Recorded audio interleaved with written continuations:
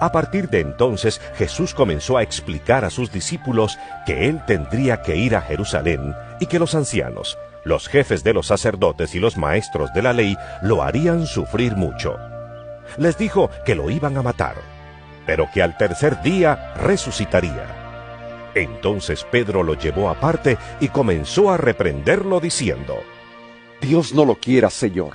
Esto no te puede pasar. Pero Jesús se volvió y le dijo a Pedro: Apártate de mí, Satanás, pues eres un tropiezo para mí. Tú no ves las cosas como las ve Dios, sino como las ven los hombres. Luego Jesús dijo a sus discípulos: Si alguno quiere ser discípulo mío, olvídese de sí mismo, cargue con su cruz y sígame. Porque el que quiera salvar su vida la perderá, pero el que pierda la vida por causa mía la encontrará. ¿De qué le sirve al hombre ganar el mundo entero si pierde la vida? ¿O cuánto podrá pagar el hombre por su vida? Porque el Hijo del Hombre va a venir con la gloria de su Padre y con sus ángeles, y entonces recompensará a cada uno conforme a lo que haya hecho. Les aseguro que algunos de los que están aquí presentes no morirán hasta que vean al Hijo del Hombre venir a reinar.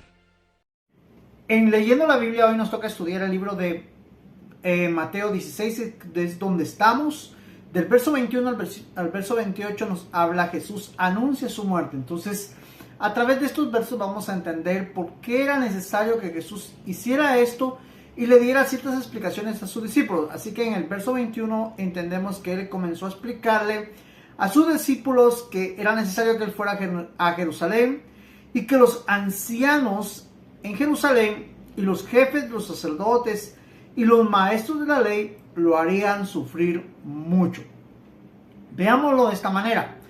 El Señor, según entendemos acá, no nos explica si fue revelado, si fue de cierta manera un sentir, qué es lo que realmente está pasando. Pero sí entendemos algo que podemos identificar. Recordémonos que el Espíritu Santo se reveló en Jesús de una manera completa, plena, de una manera que no se ha revelado o nunca se pudo revelar en un hombre como nosotros. Digamos, no lo podía hacer. Porque entendemos que Jesús era el Hijo de Dios. Entonces él tuvo, podríamos decir como que el poder máximo del Espíritu Santo, una revelación, algo por ahí donde él estaba tan seguro y estaba diciendo cosas correctas que iban a suceder. Y una de ellas era que él iba a sufrir, que los ancianos, los doctores de la ley y todos ellos, los sacerdotes que de aquel entonces estaban de común acuerdo para ocasionarle mucho sufrimiento. Y dice que les dice que lo iban a matar, pero al tercer día él iba a resucitar. Digamos, era tan necesario que Cristo muriera porque entonces no hubiera existido la resurrección. Uno, era tan necesario que Cristo muriera porque entonces no existiría la salvación. Él era el Cordero de Dios que venía a quitar el pecado del mundo. Era tan necesario que Cristo muriera, porque realmente ahí íbamos a darnos cuenta de que en ese momento habían varios sucesos, entre ellos podríamos decir, el príncipe del mundo iba a ser juzgado. Y entonces, lógicamente, condenado, y todos sabemos muy bien lo que iba a pasar con él. En el verso 22 dice que entonces Pedro lo llevó aparte y comenzó a reprenderlo, como dice, comenzó a corregirlo. Por eso les digo que la palabra reprender es más apegada a corregir, porque lógicamente es así, no es callar a una persona o hablarle a gritos como la mayoría de personas lo utilizan hoy en día. Entonces le empieza a decir, Dios no lo quiera, esto no te puede pasar. Digamos, Pedro en su humanidad, lógicamente en esa parte débil, dócil, esa parte, podríamos decir, que todos tenemos en cuanto a ceder terreno, y es el campo de Satanás, que es nuestra carne, le habla al Señor y le dice que no quiere que esto suceda. Ahora, tenemos que darnos cuenta que podríamos decir que Pedro, el más atrevido, el que había identificado hace poco al Mesías, al Hijo de Dios, ahora en su humanidad le abre la puerta a Satanás, y el Señor, entendiendo que no era Pedro el que estaba hablando, sino era un impulso satánico, carnal, entonces lo reprende y le dice: apártate de mí, Satanás, pues eres un tropiezo para mí. Tú no ves las cosas como las ve Dios, sino como las ven los hombres. Como que dice, si algo tal vez lo estaba llevando Satanás a Cristo, era que tuviera lástima de sí mismo, que perdiera la visión de ser el Cordero de Dios, que perdiera la visión de ser el Salvador de nosotros, que con su sangre nos iba a comprar, y lógicamente al no haber derramamiento de sangre inocente, pues no podíamos ser comprados, no podría redimirse nuestros pecados. Por eso les digo, varios sucesos. Entonces, lo que realmente está hablando acá Jesús es que Él necesitaba padecer todo esto por cuanto era necesario para que nosotros tuviéramos hoy en día lo que tenemos. Entonces, Él estaba centrado en los propósitos de Dios y no centrado en sus propósitos, mucho menos en los propósitos de los hombres, ni menos en los propósitos, podríamos decir, de los que estaban ahí alrededor. Él en sí estaba centrado. Entonces, identifica que Satanás está haciendo de tropiezo, le está queriendo impedir su objetivo, su visión, su misión, y entonces, de cierta manera, él reprende a Satanás, le dice que se aparte, porque lo que va a hacer, lo va a hacer. Esto es algo tan importante entenderlo, porque no se trata de que tal vez nosotros lo veamos como que de una manera incorrecta, porque algunos lo han presentado así, sino se trata de encontrar realmente la esencia y podríamos decir, la parte tan clara y precisa respecto a la muerte de Cristo y el beneficio de salvación que hoy en día tenemos. Así que eso aprendemos en el verso 21 y verso 22. En el verso 22 el Señor nos da una cátedra no solo a sus discípulos de aquel entonces, sino que hoy en día a los discípulos que somos nosotros los que hemos determinado seguir a Cristo. Dice Jesús, le dijo a sus discípulos, estamos en el verso 24, verso 24. Y dice, si alguno quiere ser mi discípulo, olvídese de sí mismo. En otras palabras, si alguno quiere seguir a Cristo, no vea con valor su vida. Ok. Cargue su cruz y siga. Es lo que Dios nos está demandando a nosotros.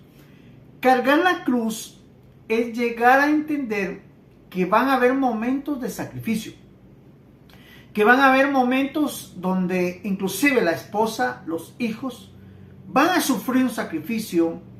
Pero es ahí donde tenemos que entender por qué a veces entre los pastores o entre los ministros o siervos de Dios existe a veces que la esposa no quiere seguir el ministerio, los hijos no quieren seguir con el ministerio, porque de cierta manera hay un sufrimiento. Claro que hay un sufrimiento en el Evangelio.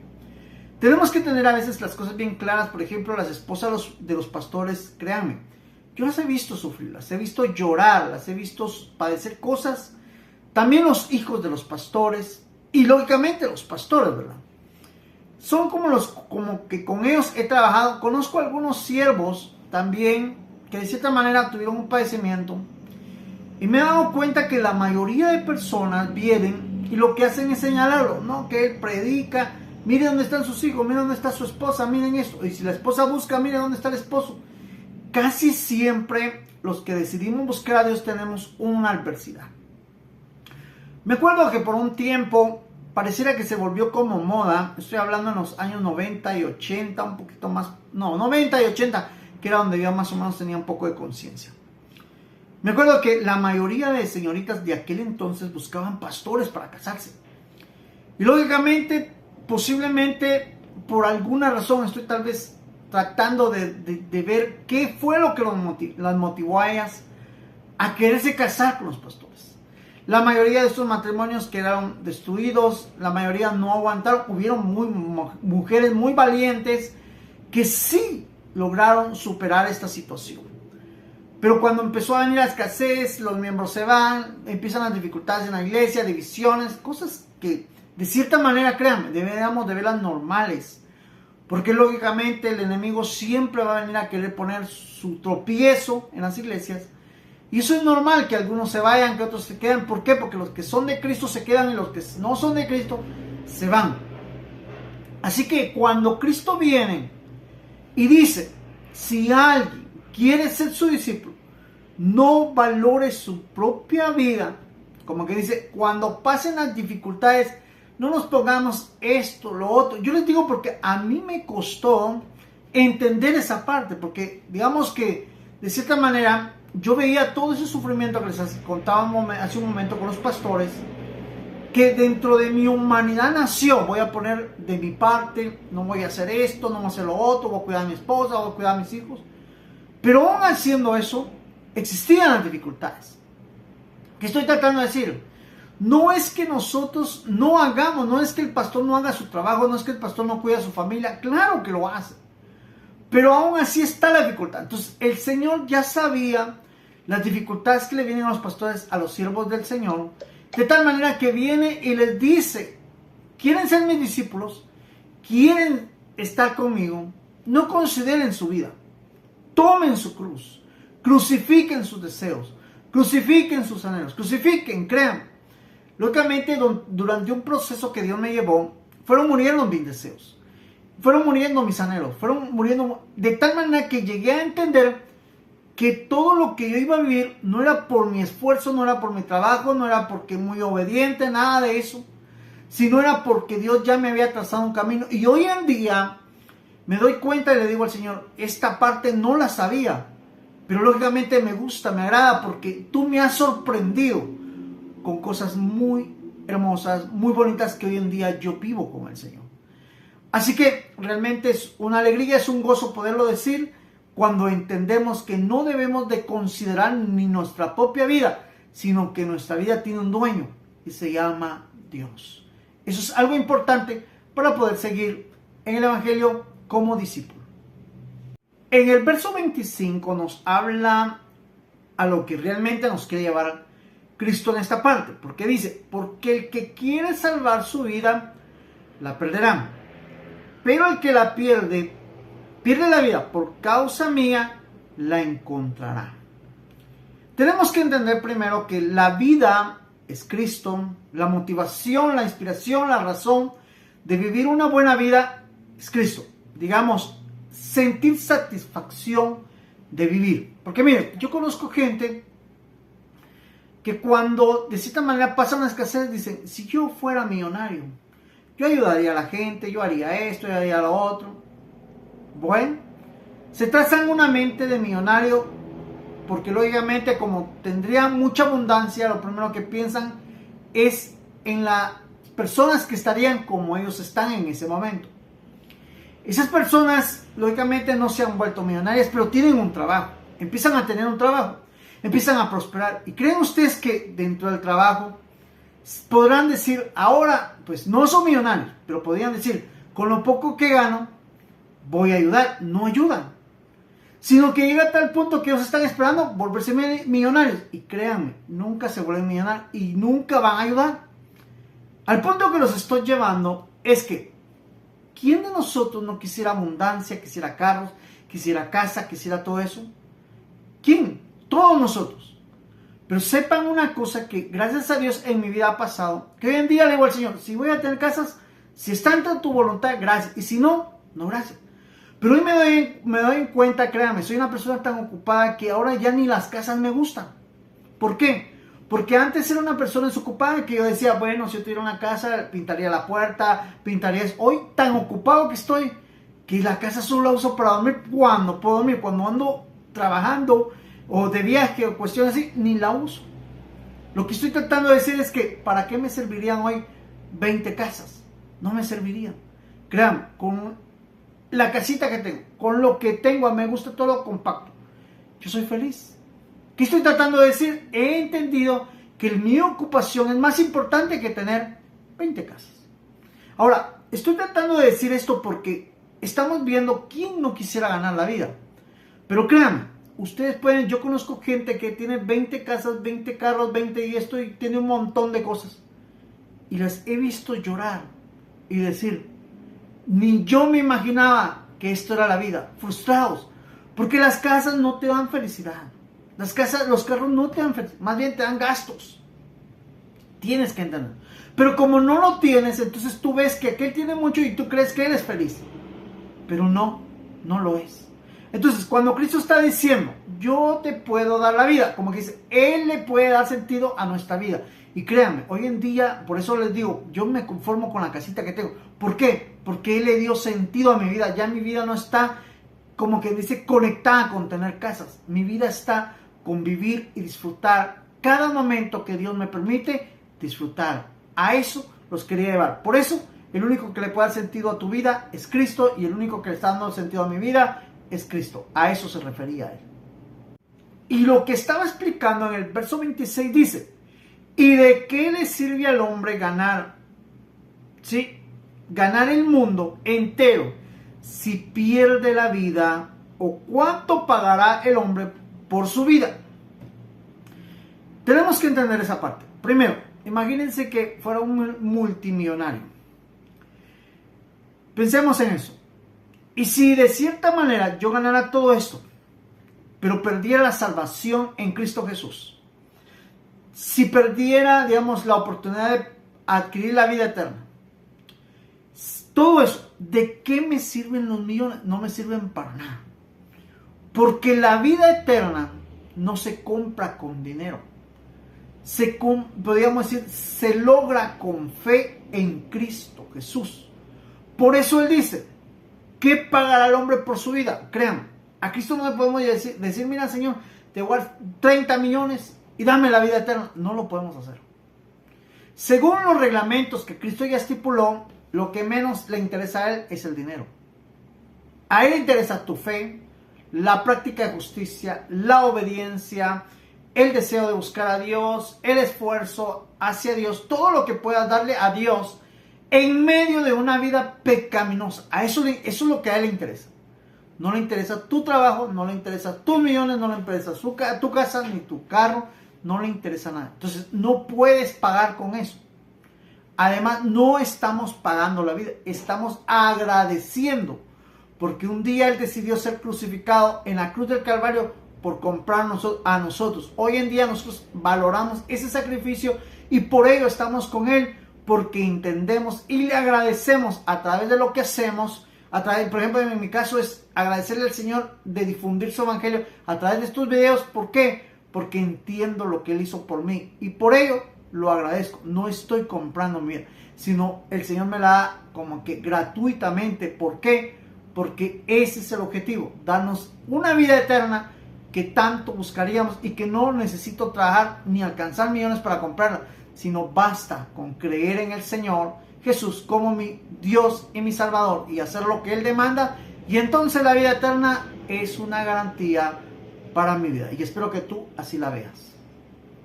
Verso 27 nos aclara, porque el Hijo del Hombre va a venir con toda la gloria de su Padre y con sus ángeles, y entonces dice, recompensará a cada uno conforme lo que haya hecho. Veámoslo de esta manera. Cristo sabe, tiene control de toda la humanidad. Digamos, a Él no le vamos a poder decir, no, es que fíjate que yo sí quería buscar a Dios, pero no pude porque tenía que trabajar, No. Tenemos que entender que Él no nos está diciendo, deja de trabajar por buscarme. No, tenemos que trabajar. Muchos dirían, sí, pero yo regreso cansado, por eso no voy a la iglesia. Pues realmente tenemos que entender que Cristo nos metió en un lugar donde nos está demandando y nos está poniendo un reto. Y solo los que hagan ese reto van a lograr la vida eterna. ¿Por qué le digo esto? Porque hoy en día, mira, ¿cuántos profesionales existen? Un montón. Si tú vas a cada profesional y dijiste, tuviste que trabajar y estudiar, sí te vas. ¿Qué estoy tratando de decir? ¿cómo es que a una carrera universitaria yo sí puedo ejercerla y la carrera espiritual de mi salvación, de la vida eterna, no puedo ejercerla? Lo que realmente tenemos que entender acá es que Cristo nos está diciendo, no te, podríamos decir, capacites académicamente. No está diciendo, haz tu capacitación académica. Haz tu trabajo, haz esto, pero también haz algo para obtener la vida eterna. ¿Y cuál es la vida eterna? Lo que Dios nos demanda hacer. Entonces, no podemos decirle al Señor, dejé de hacer esto por eso, sino que lo que Él está diciendo, hazlo todo. Y yo sé que alguien dirá, entonces no puedo. Claro que podemos, porque otros han podido. Claro que podemos.